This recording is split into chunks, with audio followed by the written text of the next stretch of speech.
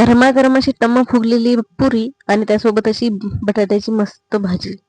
अगदी छान अशी दाटसर ग्रेव्ही असलेली भाजी. अगदी अप्रतिम अशी ना. नमस्कार, मी मीनाक्षी. मिनूज किचनमध्ये तुम्हा सर्वांचं खूप मनापासून स्वागत. आज आपण पुरी भाजी बघणार आहोत. तर अगदी हॉटेल स्टाईल जशी पुरी भाजी भेटते, तशी आपण अगदी टम्म फुगलेली पुरी आणि त्यासोबत बटाट्याची भाजी बघणार आहोत. तर त्यासाठी मी आधी इथं पीठ मळून घेते. तर मी इथं साधारण 2 वाट्या गव्हाचं पीठ घेतलंय. त्यात 2 चमचे रवा टाकून घेतलाय आणि चवीपुरतं मीठ. सगळं व्यवस्थित असं मिक्स करून घ्यायचंय आणि थोडं थोडं पाणी टाकत घट्टसर असा गोळा बनवून घ्यायचा. आपण चपातीला जसं बनवतो त्यापेक्षा थोडासा घट्टसर पाहिजे. तुम्ही बघू शकता या पद्धतीने असं व्यवस्थित असा घट्टसर गोळा बनवून घेतलाय. तोपर्यंत आपण भाजीची तयारी करू. तर त्यासाठी मी इथं आलं लसूण पेस्ट, खोबरं, बेसन पीठ, टोमॅटोची ग्रेव्ही, चिरलेला मध्यम आकाराचा कांदा, कढीपत्ता आणि बटाटे घेतलेत आणि बाकी काही सुके मसाले, लाल तिखट, कांदा लसूण मसाला, जिरे आणि हळद आणि धने पावडर. तर आता इथं मी जिरे टाकून घेतले, व्यवस्थित असे तडतडून दिलेत. त्यानंतर कढीपत्त्याची पानं आणि 2 हिरव्या मिरच्या चिरलेल्या आहेत त्या टाकून घेते. त्यासोबत आलं लसणाची पेस्ट सुद्धा टाकून घेतली. आता आपण त्यात कांदा टाकून घेऊया.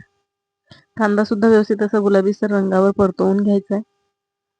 अगदी 2 मिनिटं परतवून घ्यायचा आहे.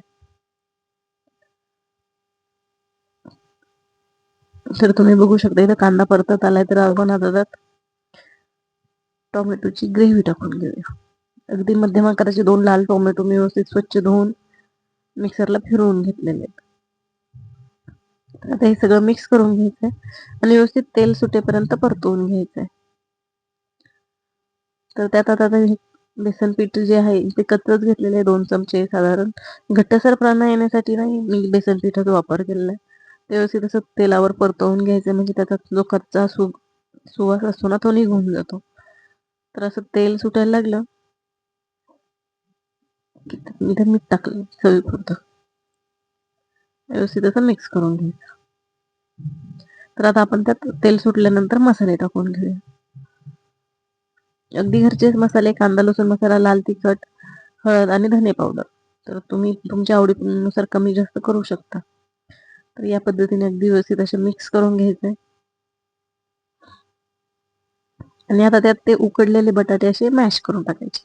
हातानेच मॅश करायचे म्हणजे काही थोडेसे बारीक आणि काही मोठाले राहून एक छान अशी घट्टसर ग्रेव्ही तयार होते.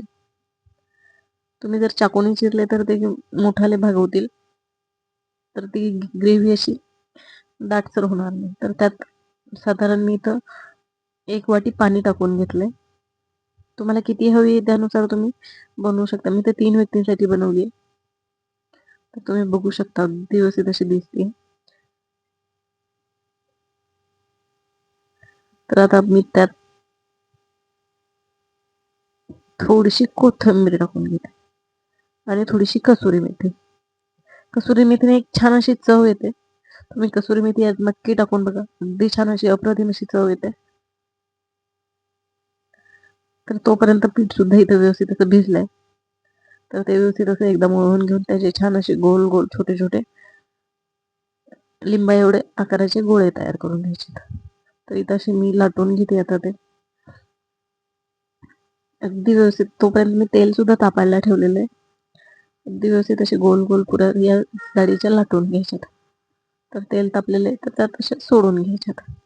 व्यवस्थित असं तेल तापवून द्यायचं आणि गॅस थोडासा मध्यमच ठेवायचा. म्हणजे पुऱ्या व्यवस्थित अशा तळल्या जातात आणि जास्त तेल सुद्धा पित नाही. रव्यामुळे त्या खुसखुशीत अगदी छान लागतात. तुम्ही एकदा नक्की ट्राय करून बघा. अशा दोन्ही साईडने आपण व्यवस्थित अशा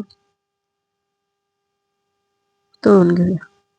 तर तुम्ही बघू शकता अगदी छान अशी पुरी सुद्धा टम्म फुगली. तर आपली ही पुरी भाजी तयार आहे. तुम्हाला जर ही रेसिपी आवडली असेल तर लाईक आणि शेअर नक्कीच करा. तसेच मिनूज किचनला सबस्क्राईब करा. धन्यवाद. पुन्हा भेटूया अशाच एका नवीन रेसिपी तोपर्यंत धन्यवाद.